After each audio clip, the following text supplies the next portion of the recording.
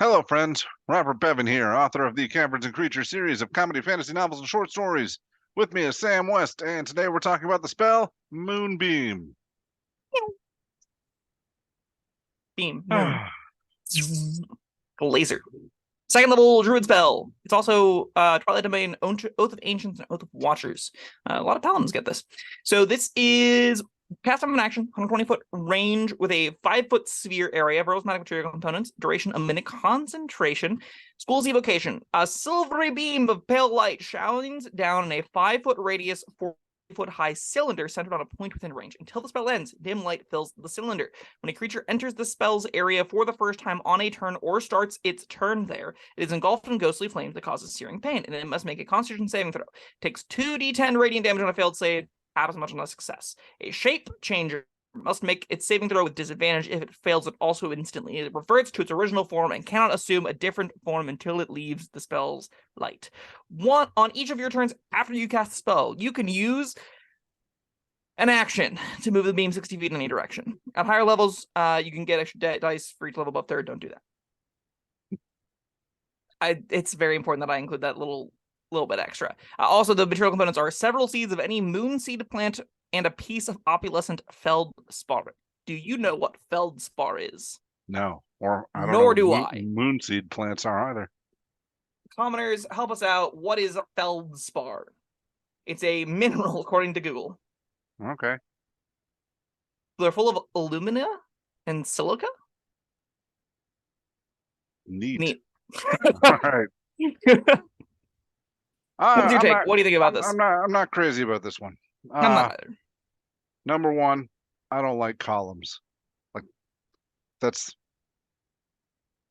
promises an area of effect, but it's not.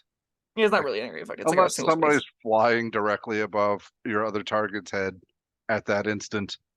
This is 5-foot radius, which is technically area, but you'll be lucky to get 2 creatures in with this.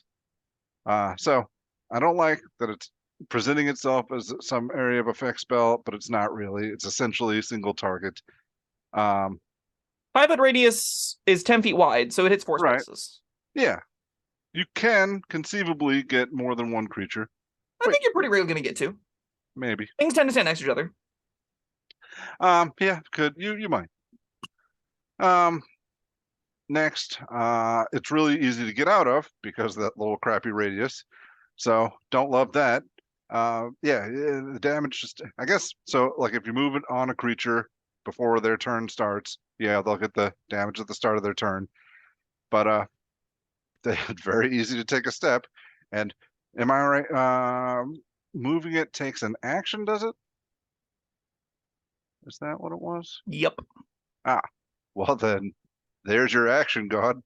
Yeah. If you want to continue for this to be useful.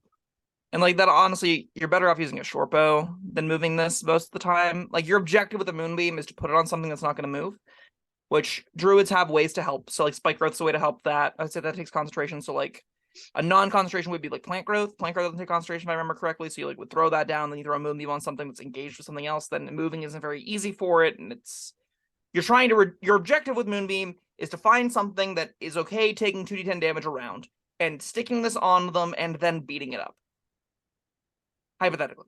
Yeah, I don't think that's happening very much. I don't either.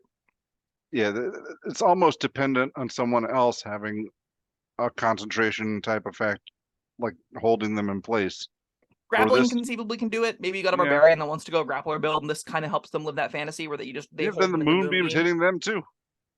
I mean, this is like I'm envisioning they got like their arm grabbing their shirt and like shoving them in the Moonbeam and like holding them right into it as it like burning them alive. That's kind of cute, right? That definitely satisfies some people's fantasies. Yeah, I mean that's a way you could do it, but that's a second level spell. This requires too much other things for me to be excited about using it. All right, let me ask you another question. You're always going on about druids wanting to maintain their concentration for summons. When does when does your first summoning spell come online?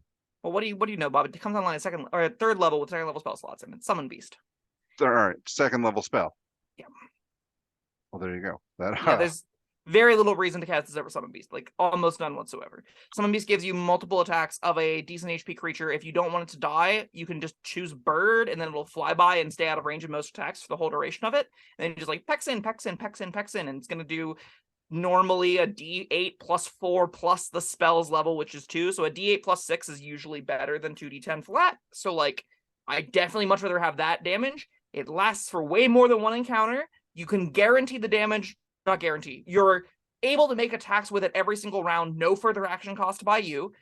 Some spells are really busted. They're really great. Don't get me wrong. This competing with really busted options isn't, its fault.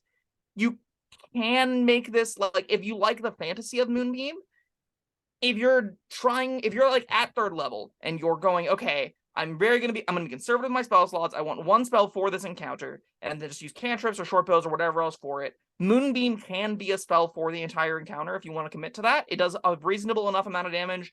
It'll sometimes get 2 things. Rarely will it hit 3. And if you're getting 40-10 to 60-10 damage out of this, I'm like, okay, that's probably worth the slot. And I think you can reasonably do that, but I think doing that normally is going to take some actions to get the 60-10 plus. In the instance you're getting the 60-10 plus damage, it's probably perfectly fine. It's just not in the same wheelhouse or power level of the summon stuff, which is really what Druid tends to need to keep up with wizards and other full caster characters. Yeah, the only thing I could, are there any other effects in the game that like force a shapeshifter back into their original form? Probably, but none jump to mind immediately. So I think this is definitely useful as a niche against those. Very niche, yeah. Very niche. So anything that can change forms, like let's say you're against a vampire and turns into a bat and tries to fly away, you drop a Moonbeam on it, and now it can't do that for the round, I guess. Lycanthropes are obviously the big one, but I was thinking like, solve the mystery, discover who the imposter is. By lighting them on fire, and then if you're wrong, it's definitely murder. Can you imagine the whole group? Like, the DM is so frustrated because the group's not getting it, but they're convinced Colonel Mustard is the killer, and they go up to Colonel Mustard and goes, if no one believes us, fine, we'll prove it ourselves. Druid, Moonbeam! And then they light Colonel Mustard on fire, and he screams and falls out a window and dies, and he wasn't the shapeshifter. Yeah, this is like, it goes back to witch trials. If she floats, then she's a witch. If she drowns, she was innocent. Oops. There's gonna be a lot of oops with Moonbeam. I think it's innocent. I think the damage can be enough. I'm not thrilled with it. I've seen this cast a good amount of times. I've seen players be perfectly happy with it. I've seen it show up at tables, get its 4 to 60-10 damage out of it, and be like, yeah, that was fine.